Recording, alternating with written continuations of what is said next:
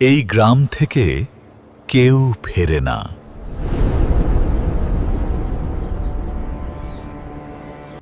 অনেক বছর আগে বিশাল এক মরুভূমির মাঝে ছিল ছোট্ট এক শহর, নাম তার আল নূর। এই শহরে থাকত এক গরিব ছেলে, নাম ছিল হামিদ। হামিদের ছিল না কোনো ধন সম্পদ, কিন্তু ছিল বড় স্বপ্ন। প্রতিদিন সে আকাশের তারা দেখে ভাবত, একদিন আমি বড় কিছু করব।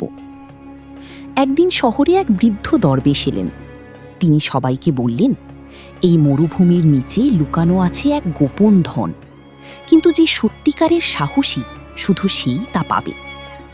অনেকে চেষ্টা করল, কিন্তু ভয় পেয়ে ফিরে এলো। শুধু হামিদ সাহস করে বেরিয়ে পড়ল মরুভূমির পথে। 3 দিন 3 রাত হাঁটার পর সে পৌঁছালো এক পুরনো ধ্বংসস্তূপে।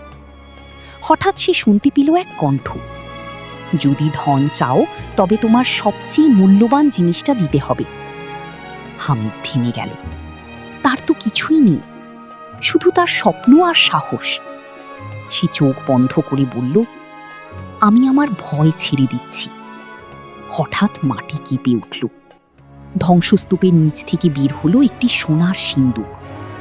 কিন্তু সিন্দুক খুলে সে অবাক, ভিতরে কোনো সোনা নেই, শুধু একটা লেখা, সত্যিকারের ধন হলো তোমার সাহস আর বিশ্বাস।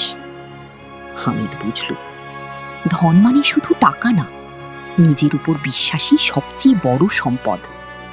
সে শহরে ফিরে এলো, আর একদিন সত্যি সে বড় ব্যবসায়ী হলো, কারণ সে কখনো ভয় পায়নি।